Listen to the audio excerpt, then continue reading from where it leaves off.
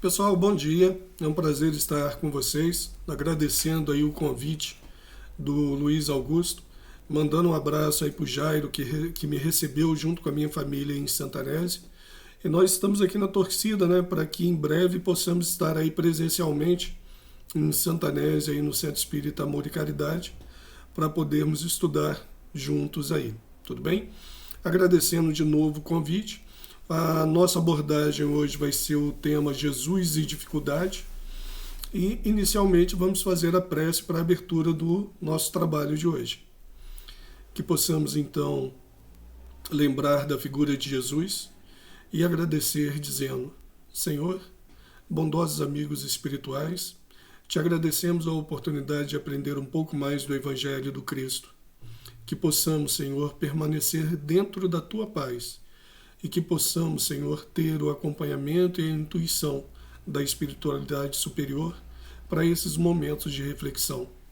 Fica conosco, Senhor, e que possamos estar na Tua paz. Que assim seja, graças a Deus. Dessa forma, então, lembrando, né, que na hora que o convite foi feito, o nosso irmão Luiz Augusto, ele pediu que a gente abordasse o livro Palavras da Vida Eterna, pelo Espírito Emmanuel, psicografia de Francisco Cândido Xavier, e a lição de número 56, cujo tema é Jesus e dificuldades. Dentro disso, teremos aí, né, dentro da abordagem, a seguinte página: Jesus e dificuldade. Não se turbe vosso coração. Palavras de Jesus, isso está em João, capítulo 14, versículo 27. Jesus nunca prometeu aos discípulos qualquer isenção de dificuldades, mas com frequência reclamava-lhes o coração para a confiança. No cenáculo, descerrando afetuoso o coração para os aprendizes, dentre muitas palavras de esperança e de amor, asseverou com firmeza: não se turbe o vosso coração, nem se atemorize. Pacificava o ânimo dos companheiros timoratos entre quatro paredes, sabendo que em derredor se agigantava a trama das sombras. Lá fora, Judas era atraído aos conchavos da deserção. Sacerdotes confabulavam com escribas e fariseus sobre o melhor processo de enganarem o povo, para que o povo pedisse a morte dele. Agentes do Sinédrio penetravam pequenos agrupamentos de rua, assolando contra ele as forças da opinião. Perseguidores desencarnados excitavam o cérebro dos guardas que o deteriam no cárcere, e quantos lhe seguiam a atividade, regurgitando ódio gratuito, prelibavam-lhe o suplício. Jesus, percussiente, não desconhecia a conspiração das trevas. Entretanto, lúcido e calmo, findo o entendimento com os irmãos de apostolado, dirige-se à oração no jardim para, além da oração, confiar-se aos testemunhos supremos. Não procures, assim, fugir à luta que te afere o valor. Aceita os desafios da senda, como quem reconhece chamado a batalhar pela vitória do bem, com a obrigação permanente de extinguir o mal em nós mesmos. E não apeles para o Senhor como advogado da fuga calculado ao dever. Lembra o mestre que a ninguém prometeu avenidas de sonho e horizontes azuis na terra, mas sim convicto de que a tempestade das contradições humanas não poupariam nem a ele próprio, advertiu-nos sensatamente: não se vos turbe o coração. Dentro dessa leitura, né, nós vamos encontrar ali a afirmativa de que Jesus, percussiente, né, com relação ao que acontecia ao redor dele, queria dizer simplesmente que ele tinha, né, a capacidade de compreender por simples indícios o que estava acontecendo ao redor dele e o que viria a ser, né, tudo aquilo, toda aquela perturbação que estava acontecendo.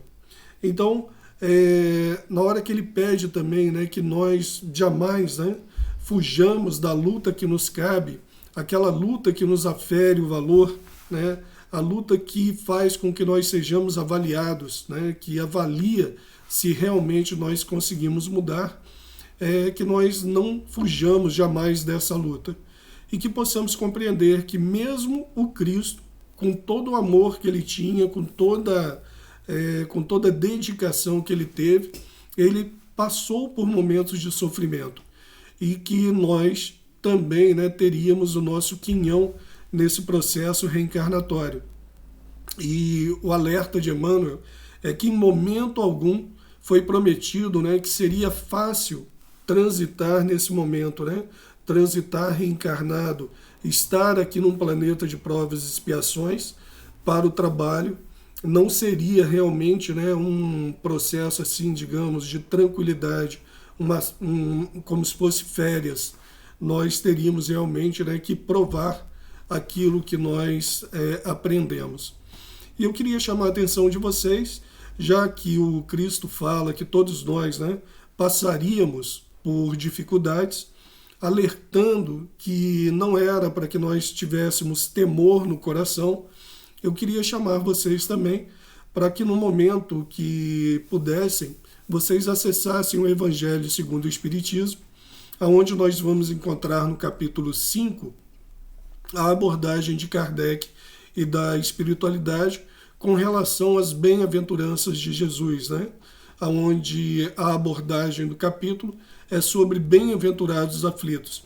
E nesse capítulo do Evangelho, nós vamos encontrar, né, a explicação da justiça das aflições, causas atuais das aflições e causas anteriores das aflições.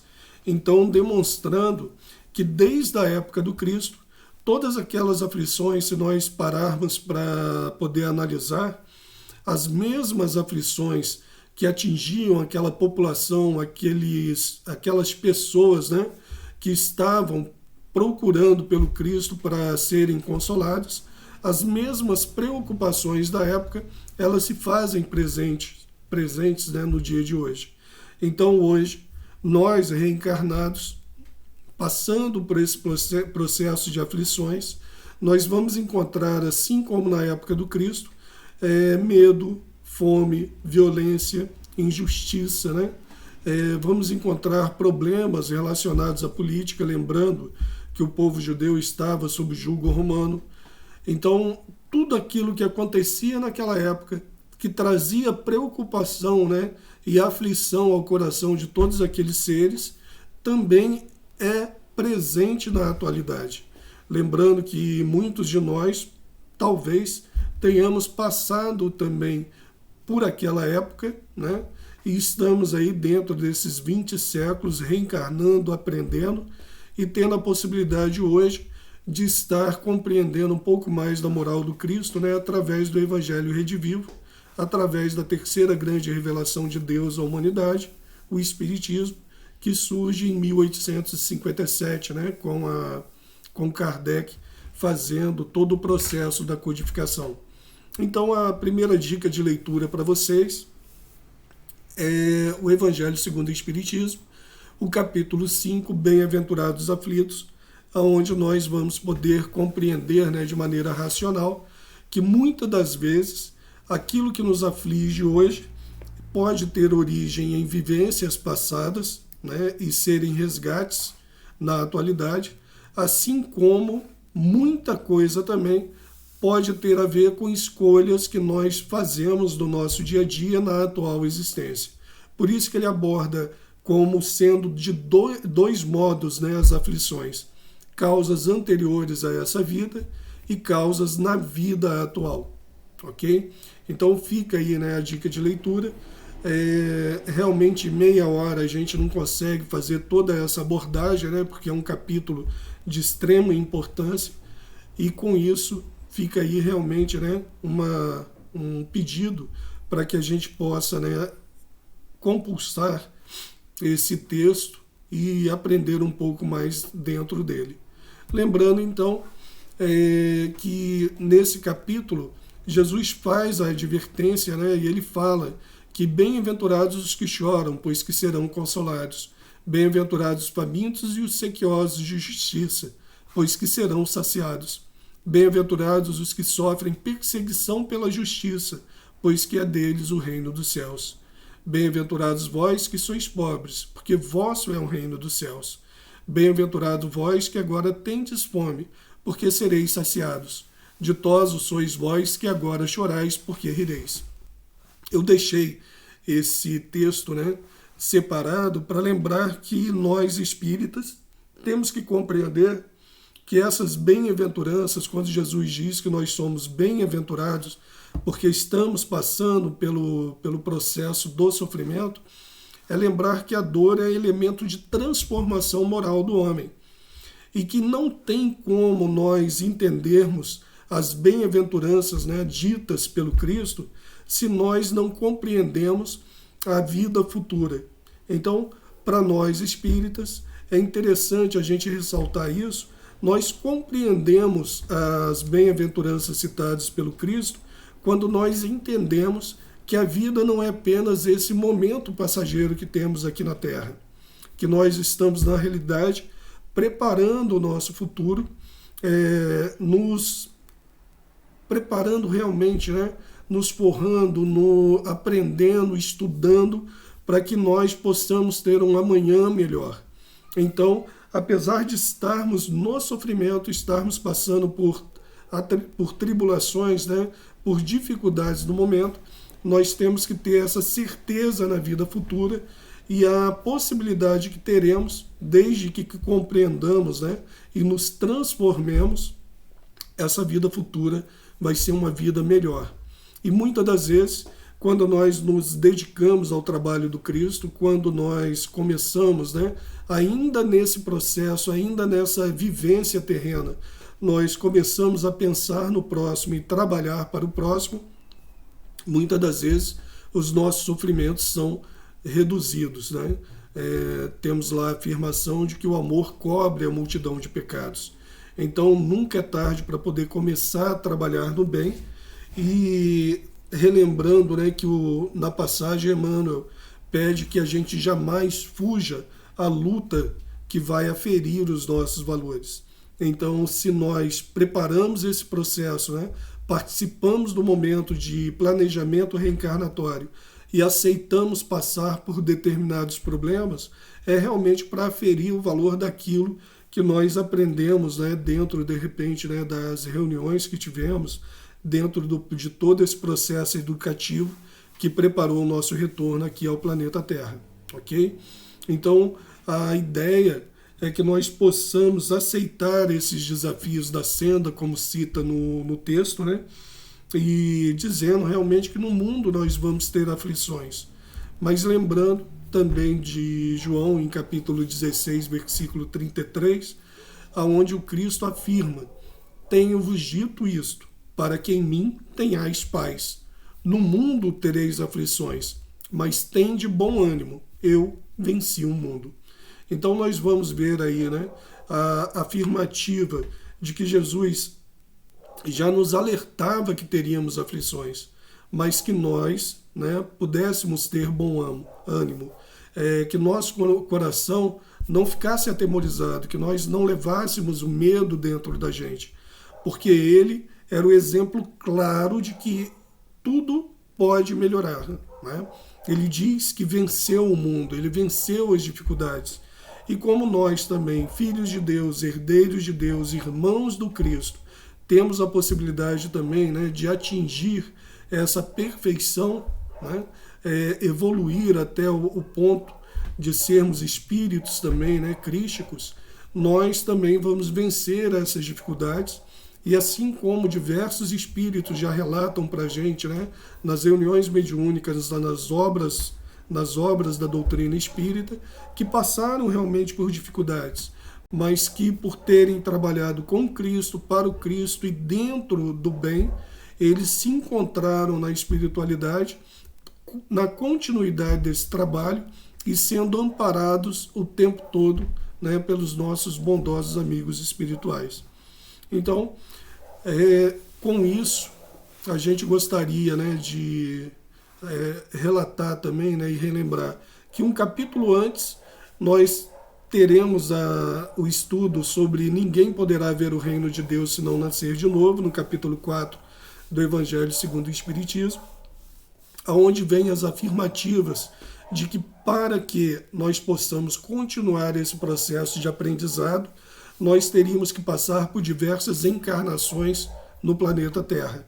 Então, a cada encarnação, nós estaríamos aprendendo um pouco mais e nos preparando para a vida futura.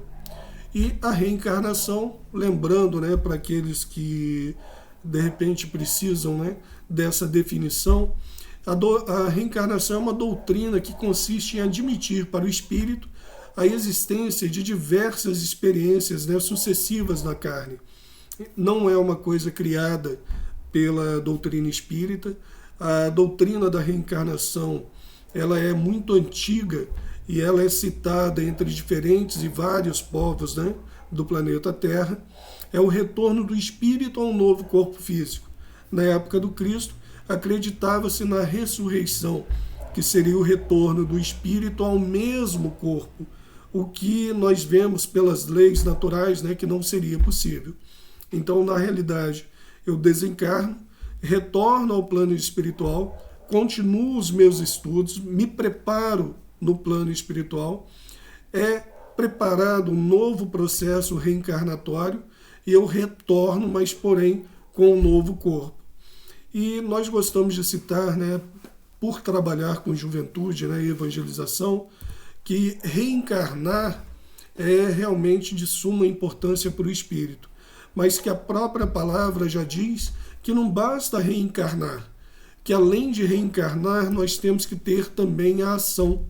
E essa ação é o que o Emmanuel cita, né, que tem que ser a nossa ação no bem, tem que ser o nosso processo de transformação, tem que ser o nosso processo de reforma íntima, de estarmos realmente nos preparando para essa vivência futura, né, para essa vida futura. Trabalhar no hoje para que o nosso amanhã seja melhor. Ajudar hoje para que possamos, né, estar cumprindo aquilo que nós nos comprometemos, o objetivo que estabelecemos na espiritualidade ao traçarmos o nosso planejamento reencarnatório. Não reencarnamos sozinhos, nós reencarnamos em família, precisamos uns dos outros para aprender. Na família nós vamos encontrar, né, espíritos simpáticos, espíritos que já se amam, espíritos que têm a possibilidade de aprender um com os outros. Pode ter um ou outro um pouco mais difícil. Esses aprenderão conosco. E podem ter aqueles, né, superiores a nós. Com esses nós aprenderemos. E dentro desse processo nós estaremos aí avançando, né? E lembrando no capítulo 4 do Livro dos Espíritos, essa abordagem de Kardec sobre a pluralidade das existências, aonde nós vamos ouvir, né, aonde leremos sobre a reencarnação e a justiça da reencarnação, porque não tem como compreender um Deus amoroso, bom e justo se nós não entendermos o processo da reencarnação. Por que alguns, né, sofrem tanto? Por que alguns nascem, né, com doenças? Por que alguns parece que a sorte sorri durante a vida, né, e eles não têm dificuldades? Então, como compreender um Deus justo e bom se não for através do processo da reencarnação? A possibilidade de estarmos aqui aprendendo, né, não sermos condenados ao sofrimento eterno, de termos a possibilidade de corrigir erros do passado, de amar, de aprender, de continuar, né, esse processo aí de aprendizado e desenvolvimento intelectual e moral. Então, nesse capítulo 4 do Livro dos Espíritos, Pluralidade das Existências, nós vamos encontrar toda essa abordagem de Kardec sobre a reencarnação de uma maneira maravilhosa, ok? Segunda dica de leitura, segundo livro. Nós tivemos aí as duas primeiras dentro do Evangelho, capítulo 4 e capítulo 5, e agora, por favor, acessem depois, né, Livro dos Espíritos, capítulo 4, Pluralidade das Existências, para que a gente possa ilustrar melhor esse trabalho, né, essa abordagem da manhã de hoje. Tudo bem? Agora, dentro do Livro dos Espíritos, Kardec, na questão 166,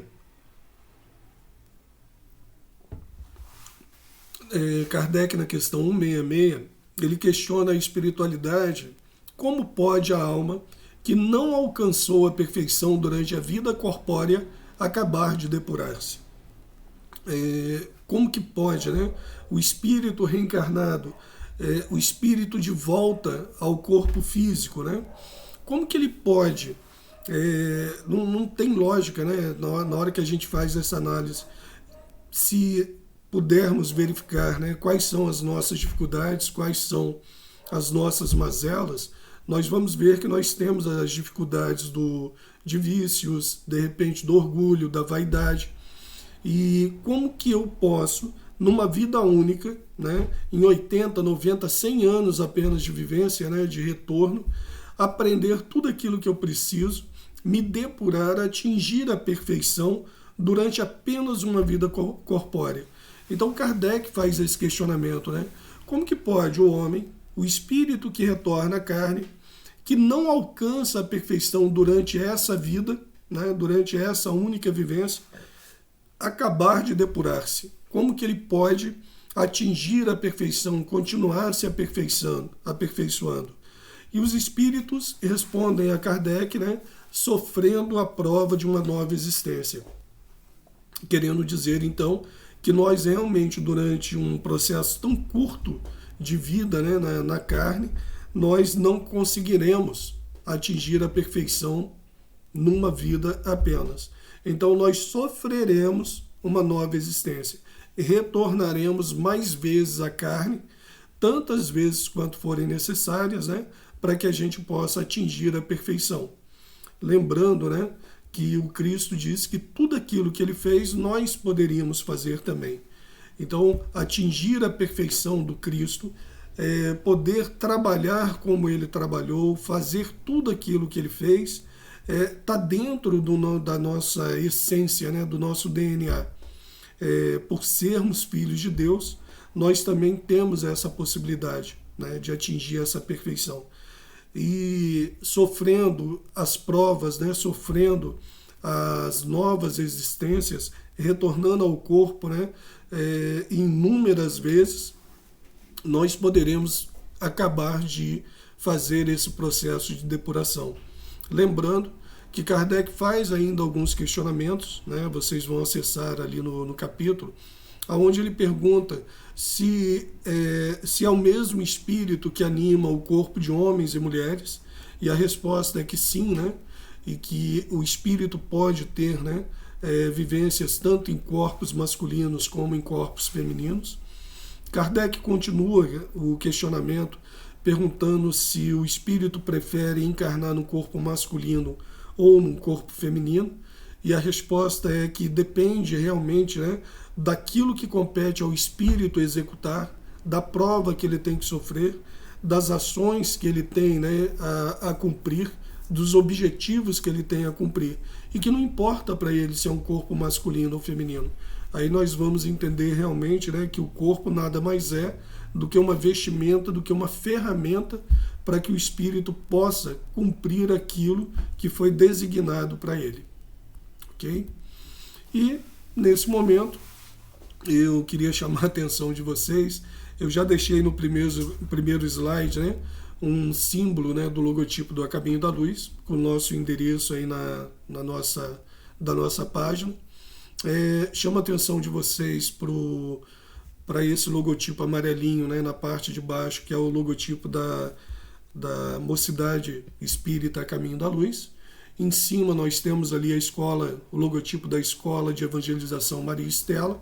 E como nós trabalhamos, né, dentro da área de infância e juventude aqui na casa, nós queríamos alertar, né, e pedir a colaboração de vocês, né, dessa casa irmã, que vocês possam levar seus filhos, netos, sobrinhos para a evangelização.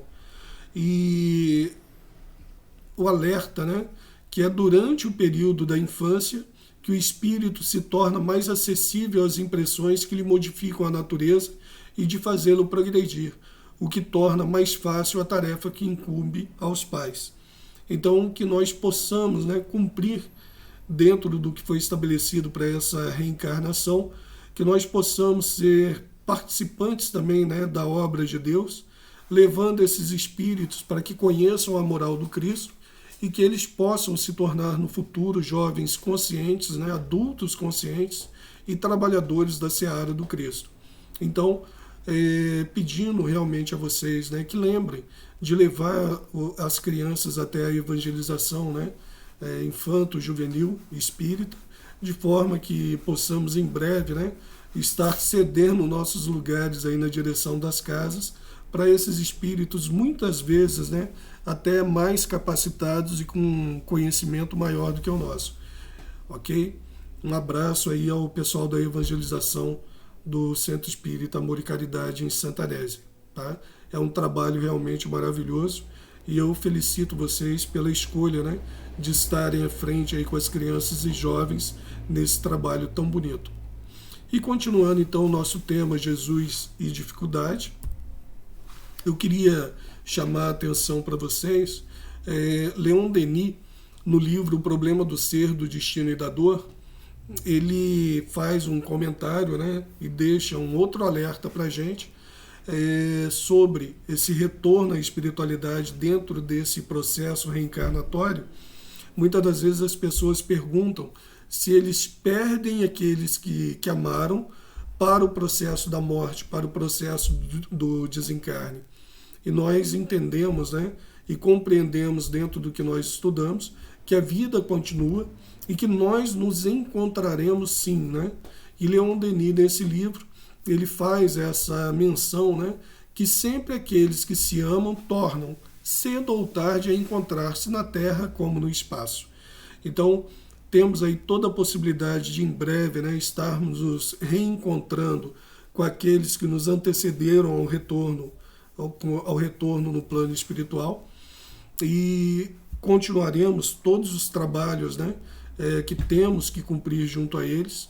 Seremos consolados, seremos amparados, seremos abraçados, e por maiores que sejam as dificuldades, por maiores que sejam as saudades, né, que muitas das vezes assolam ao coração, nós temos que ter essa certeza de que mais cedo ou mais tarde nós estaremos nos reencontrando, né, para continuar o trabalho juntos. Ok? Muitas pessoas, né, tiveram aí o desencarne de entes queridos durante o processo da pandemia, outras, né, que antes até mesmo da pandemia, né, possam ter desencarnado. A gente lembrar que eles continuam, né, nos amando, nós continuamos amando também a eles, e que em breve nós estaremos nos reunindo. Não perdemos ninguém a quem amamos, né? Temos que ter essa certeza. Por isso que a doutrina espírita é chamada o Consolador Prometido. Nós acreditamos na vida futura, nós acreditamos na sobrevivência do espírito, nós acreditamos na possibilidade do espírito se comunicar, né, e dar continuidade a esse processo, a esse trabalho. Então, gente, fica aqui realmente nessa lembrança com relação à afirmativa do Leon Denis, né, de que em breve aí estaremos nos reencontrando. Tivemos agora, no dia 8, o aniversário do Centro Espírita A Caminho da Luz, onde completamos aqui em Volta Redonda 67 anos. E foi interessante, né, sentir a presença de trabalhadores antigos da casa naquele momento festivo. Então, no YouTube, vocês vão encontrar ali, né, dentro das palestras do A Caminho da Luz, se puderem acessar a palestra do dia 8 de agosto, né, da última segunda-feira, vocês vão encontrar o nosso irmão Pedro, que é lá do Centro Espírita Irmã Sheila, fazendo uma palestra linda, musicada, em comemoração ao aniversário da nossa casa, ok? E eu espero que acessem e espero que gostem, né, da mensagem que foi transmitida. Então, para encerrar, né, já que estamos chegando aí aos 28 minutos do nosso bate-papo desse estudo, né, Jesus e dificuldade, queria voltar, né, em dois pontos que a gente cita importantes aí desse comentário, né, dessa página de Emmanuel, que é que a gente não procure fugir realmente da luta que nos cabe, dos trabalhos que foram, que foram programados para a nossa vivência atual. E que a gente lembre sempre, de aceitar os desafios da senda e a afirmativa do Cristo, de que no mundo nós teríamos aflições, mas que assim como ele venceu essas aflições, nós também venceremos. E que é realmente a mensagem final da página, que não se turbe o vosso coração, nem se atemorize. Então, que nós tenhamos o nosso coração leve e que nós não tenhamos temor de continuar trabalhando em prol do próximo, nesse trabalho maravilhoso junto ao Cristo, junto à doutrina espírita, ok? E queria deixar para vocês uma página que eu gosto muito, e perguntando para vocês, como nos portar nos momentos de dificuldades? Há algo que possamos usar que nos auxilie? E nesse momento eu queria que vocês lembrassem do passe e também da prece, E eu não escrevi errado não, tá, o Luiz Augusto, Jairo?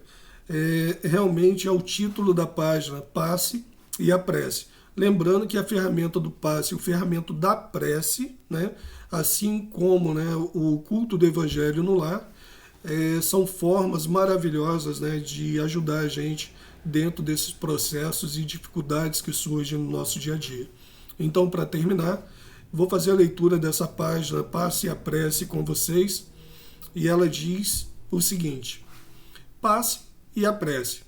Sabedores que somos quanto a estar sujeitos à influência dos espíritos que nos cercam, ressaltando que devemos procurar os meios que nos permitam estar em equilíbrio e sempre propensos a escolher os melhores caminhos, e dessa forma aproveitando as influências positivas dos amigos espirituais que nos auxiliam, alinhamos abaixo alguns itens que consideramos interessantes para estarmos sempre alertas. Passe a evitar estabelecer comentários maldosos. Passe a evitar situações de contendas que o levem ao desequilíbrio. Passe a procurar oportunidades de trabalho e amparo ao próximo. Apresse seu processo de reforma interior, sua transformação moral. Apresse sua disponibilidade de tempo para o trabalho no bem. Amigos, relembremos a advertência do Cristo: vigiai e orai. Dessa forma, utilizando o recurso da prece, que possamos estar sempre vigilantes quanto às nossas escolhas e nos preparando para um futuro melhor. Muita paz. Fica aqui o nosso agradecimento ao Luiz, ao Jairo, à equipe aí do Centro Espírita Amor e Caridade, que vocês possam estar sendo abençoados nesse trabalho do bem e que a gente possa em breve aí estar juntos, trabalhando um pouco mais da doutrina espírita.